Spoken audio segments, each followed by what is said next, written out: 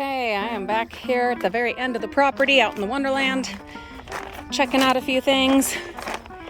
I've got a couple of roses back here that need to be dug up and moved.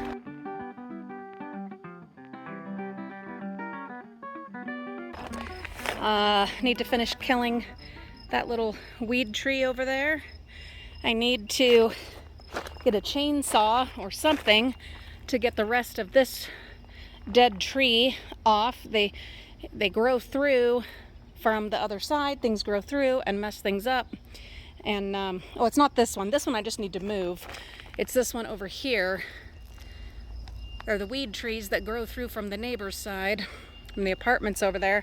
I need a chainsaw to finish cutting that trunk off so I can clear this area. There's actually grow boxes, raised beds, under this mess. And I eventually would like to be able to use them at some point. So, gotta get that done. Anyway, hedges out here at this back end of the yard are out of control. We've got a dead peach tree that either needs to be removed or we can have stuff grow on it. Some vines, vine flowers, I don't know. We'll see. Yeah, I might just leave it and grow some stuff on it. That might be fun. The grass, this weed grass, is obviously out of control. I've got two dead arborvitaes over here that also need to be removed. But what we're going to focus on this morning, because it's going to be another scorching hot day in the midst of this heat wave, we are going to focus on thinning this peach tree. It's the last of the trees to thin.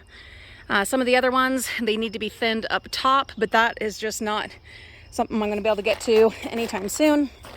So I'm not going to worry about it right now because there's nothing I can do about it. But I will thin out this peach tree. And I didn't even realize it had that branch shooting up right there. So that will have to get trimmed late summer. But for now, let's thin this out. It's already quite toasty. My bucket is full. This is nicely thinned out. Now keep in mind, I tend to thin out mine more than a lot of other people do in favor of a smaller crop of larger fruits, but also for the health of my tree and because of the fact that this tree got left out in the trimming. So you can see all these inside and crossing branches and just out of control. Yeah, it did not get trimmed last fall or this spring, and so for its health, definitely thinned really hard on the fruits. But we should get a lovely crop of nice big fruits, and I will check on it again in a week as these fruits develop and get bigger and heavier, and we'll see how the branches are doing, and if we need to thin again, then we will. It's hot out here. I think it's time. Real quick though, while we're out here, let's go ahead and look at the Thornless Blackberries. I did not get around to removing the old canes. You can see that I did a terrible job last year of harvesting. We're gonna do better this year. And a lot of that is thanks to you guys watching these gardening videos, which motivates and inspires me to make the content for these videos, which motivates and inspires me to get out here and take care of my damn garden. I am going to try and get out here and remove these canes, the old dead ones, so that the new ones can get the air and the sun that they need. Hopefully, we get a nice big harvest.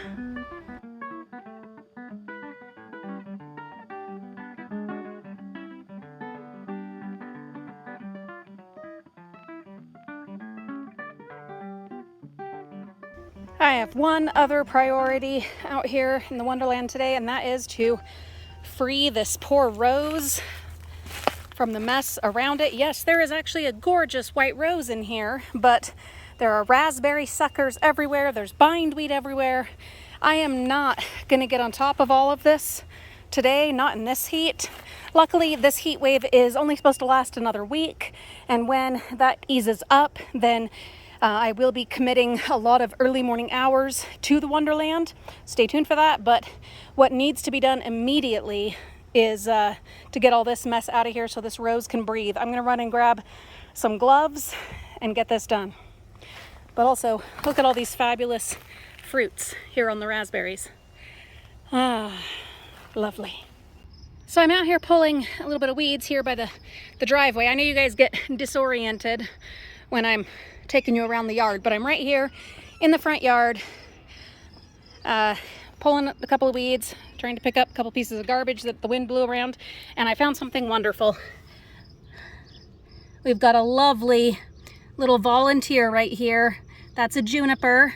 We've gotten so many over here, and I was afraid that after the shade tree came out that we wouldn't get any more of those. So that is super exciting. I will harvest that and I will pot it up and let it get a little bit stronger, and then eventually move it somewhere out in the yard. And guess what? There's a rose. Yay! I went ahead and cleared out all of the mess here in front of the raspberries on this side. So much better. This will be next on the list, clearing this pathway, and then the weeds and raspberry suckers on this side. I'm gonna clean that up. But we had some temporary cloud cover, and so I went a little bit nuts. And guess what? I found the flagstones. They're still there. They're still there under all of this. That was way much more than I had planned to do. Like I said, there was cloud cover and I took advantage of it, and it feels good. It feels damn good. But I do think it's time to listen to my body now and acknowledge that it is about 90 degrees already at, what is this, 10:10 a.m. So it's time. I will try to get out here earlier tomorrow morning and spend a good 3 hours and get this bed 100% weeded and put down weed suppressant, especially here where the blackberries are, or I mean raspberries, whatever we've got right here, and over there. Yeah. Oh, but man, that feels so much better. And the rose, hallelujah. It will have to be trimmed, but I'm not going to do that right now. I don't know if you've been with me long enough to know that this is a kind of a miracle one right here. You can see that most of it died, the main rose, and I had given up on it, but then was pulling some weeds early this spring and discovered it had some shoots coming off and it was still alive.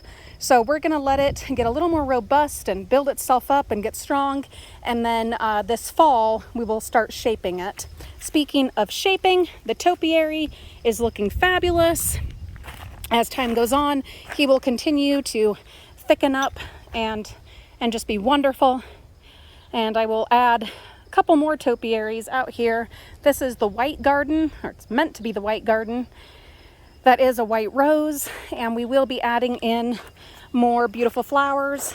These ones here are candy tuft. They need to be deadheaded, and then they will bloom again. And I'll add some other things in. I don't know. Stay tuned. Probably not over here unless they're in pots, because they fight with the raspberries. It was not the smartest place to put the raspberries, but what's done is done. So what I might do is plant hedge right along here and separate it, and that'll make the white garden significantly smaller, and it's already a small little bed, but I don't know, we'll see.